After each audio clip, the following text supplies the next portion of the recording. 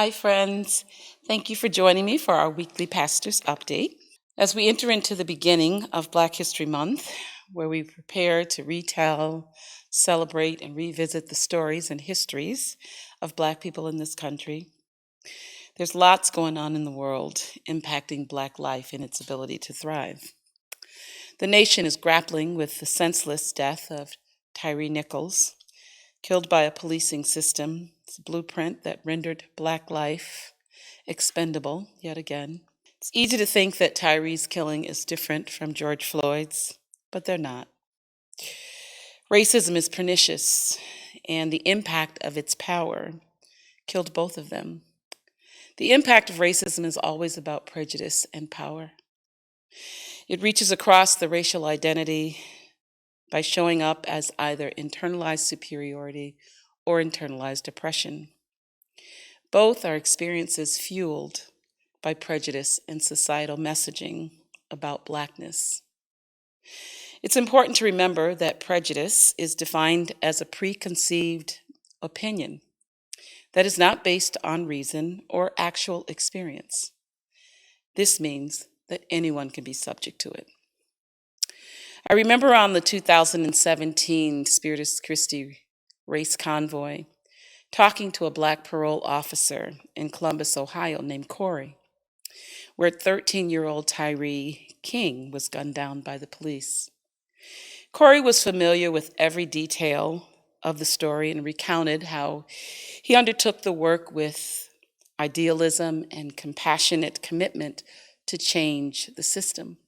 However, it wasn't a few seconds later that he said that cynicism and clearly prejudice set in that prompted him to declare the words, "I now believe as the police do, and that is that all Black youth are equally dangerous." I remember in that moment feeling that if that is the starting place in thinking with Black youth or Black males or Black people in general, where do you go from there? The answer was that you, in effect, create a system where Black lives will always be at risk, with those who are impacted by prejudice and hold systemic power. Changing policing blueprints across this nation is the only hope for excising the permission of racism embedded since the 1800s. It is my continued hope that in our country we take a serious look at changing policing blueprints across this nation and passing police reform. It is only in a redesign of what public safety means for all of us that real reform and change can happen. God is clearly calling on us in these moments to do the work of love and justice as beloved children of God. Speaking of love and justice, SPARC and the Black Community Focus Fund invites you to two fundraising events this month. Friday, February 24th at 6 p.m. Please join us for our Love and Justice 2 music concert. It will feature our own mass choir, local music groups, and the renowned BET's Sunday's Best finalist and local gospel artist, Serena Young, who will headline our concert. So you will be in for a treat.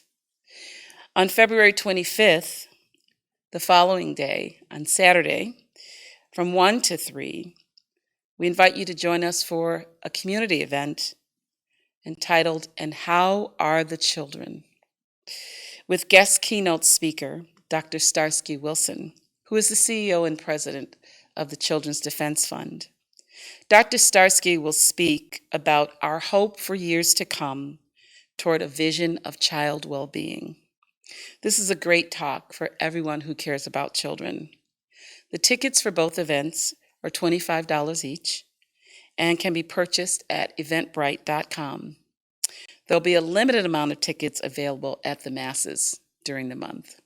So I hope to see you there as we continue to raise funds for the Civil Rights Park and the work that's happening in our city, in our community, through the BCFF. Our Children's Reconciliation Service will be on February 7th at 7 o'clock in the sanctuary, so I hope you'll join us for that beautiful Mass. The weekend of February 11th and 12th will be our Black History Month Liturgies, so I hope you come out for that. And then we send our condolences to Doug Haig and the Kane family on the death of Phyllis Kane. Our hearts go out to Mary Lou Lunt and her family on the death of her mother, Kay Dangler Britsky, who will be buried this Friday at 10 a.m. at Spiritus. We send prayers and sympathy to Alice, Rick DeJesus, and their family on the death of Alice's husband and Rick's father, Joseph DeJesus. Joseph's funeral will be held on February 11th at 2 p.m. here at Spiritus. Our deepest sympathy also goes out to the Hanford and the Pescuzzi family on the death of Rich Hanford and Andrea Pescuzzi. Andrea's funeral will be held on February 4th at 11 o'clock here at Spiritus. We also send our hearts and our prayers out to Lisa Buscemi, the director of Jennifer House, and her fiancé Earl on the death of Earl's son, Earl Jr. So we just want you to know that we're sending our hearts to you, our prayers. We're thinking of you during this very difficult time. Well, friends, don't forget to spend lots of time with God this week to be strengthened, to receive all that you need. And until then, I'll see you next week for our weekly Pastor's Update. Take care.